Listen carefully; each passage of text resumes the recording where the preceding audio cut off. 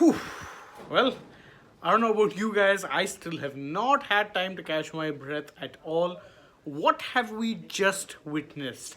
I mean, that was one particular round of group stage matches where, of course, you remember that in Group E, whether it be Spain, whether it be Japan, whether it be Costa Rica, whether it be Germany, all four teams actually had a chance of qualifying on the night. And at one point, at different points of the respective matches, it did in fact seem like any one of these teams could have qualified. At one point, it looked like Spain could actually have been knocked out alongside Germany. In the end, of course, that didn't quite happen. But if you're just joining us, hello everyone and welcome back. Man, oh man, what a finale that was to the group stage round for Group E. Now, again, remember, the equation for Germany was simple. They needed to win their match against Costa Rica and hope that Spain would end up getting an upset or Spain would end up beating Japan. However, what happened instead was that Japan ended up beating Spain 2-1 and Germany, despite defeating Costa Rica 4-2, are actually knocked out of the tournament because it doesn't matter. Their goal difference to Spain far inferior, and the irony of all that is that the reason Spain had such a good goal difference is because they hammered Costa Rica 7-0. Germany, on the other hand, didn't have the greatest of goal differences. They did correct that slightly with the win against Costa Rica, but they conceded two goals. And truth be told, they were never really going to catch Spain on goal difference. It was always going to be about hoping that Spain end up beating Japan, whereas Germany, would end up, getting that all-important win over Costa Rica. So I'll quickly recap both matches for you guys. With Spain, Alvaro Morata gave them the lead first up, but Japan fought back hard early parts of the second half, got two goals in quick succession. The second of which there was a little bit of controversy about because to the naked eye, it did look like that before the goal was scored and the cutback was performed, that the ball did look out of play. But now what happened was that VR took a closer look. They said, look, you know what? The ball was in play. We're satisfied.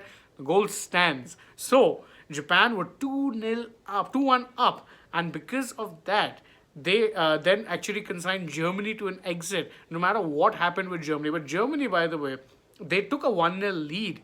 But Costa Rica came hard at them, rallied, brought it back to 2-1. Then Havertz scored two goals and Niklas Füllkrug scored the fourth goal for Germany. But it didn't matter because when it came down to goal difference between Germany and Spain, then, well, unfortunately, the Germans were way behind. Spain benefiting greatly from that 7-0 victory over, Costa Rica. So that is the key part. And of course, if you're just joining us, the breaking news updates, Spain lost their final Group E match to Japan. Germany beat Costa Rica in their final Group E match. The result, however, is that Germany and Costa Rica are the teams who are knocked out. Japan go through, and Japan not only go through, they go through as group toppers, having defeated both Spain and Germany, and that perhaps for me is the best part about this entire thing. They beat both Spain and Germany. I mean, we expected Spain and Germany to be sailing through this group, but Japan ended up beating both Spain and Germany. I need to repeat that because it's quite frankly amazing. They were amazing. They were really, really good. A lot of dedication, a lot of passion, a lot of heart, lots of ability to score and show up when it mattered the most. So full kudos to Japan. I mean, we thought Morocco topping the group earlier today was in fact a massive victory. Well, Japan have actually topped a group that includes both Germany, who are four-time world champions, and Spain, who won their first World Cup only very recently in 2010. So that is the massive update for you guys. It's quite frankly, I am stunned. And as someone who, of course, is a football fan located in Asia, very, very pleased and very, very happy for Japan. It's very, very good to see a Japanese team actually shine like this, or in fact, an Asian team actually shine. And you can't help but feel good for the Japanese team. They've done really, really well. They absolutely deserve this. Anyway, I see a lot of your comments coming through, so I'll just quickly take a few of them.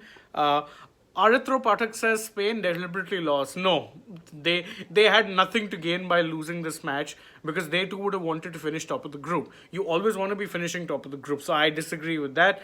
Love Rami says that Japan jolted Germany and Spain. What two upsets by them? Now I think it's Japan versus Croatia and Spain versus Morocco in the last 16. Love, you're absolutely spot on. That is in fact what the round of 16 is going to be looking like.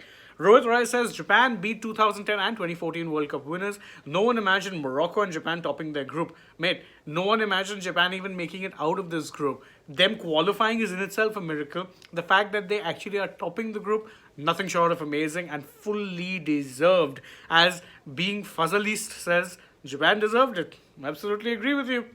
And Love Rami says that Japan remained quick and swift in their movements, didn't give up until the end.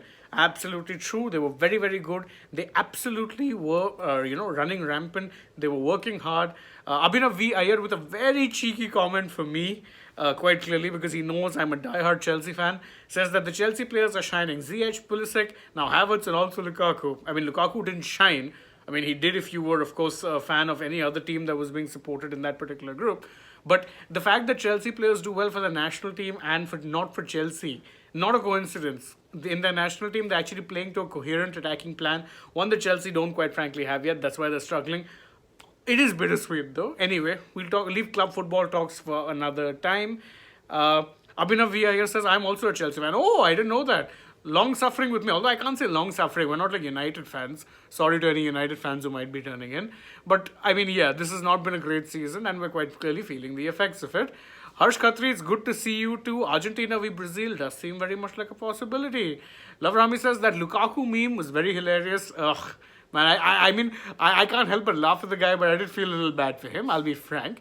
Anyway, the breaking news update again, if you guys are just joining us, Japan are through to the second round of the World Cup as group winners. They won a group which included Spain and Germany. Spain are the other team through.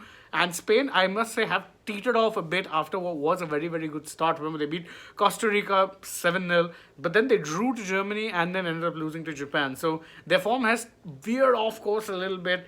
How they fare, I mean, that's something that's only remain to be seen as things stand, really. But again, an amazing day of World Cup action. I was very, very happy watching all the matches.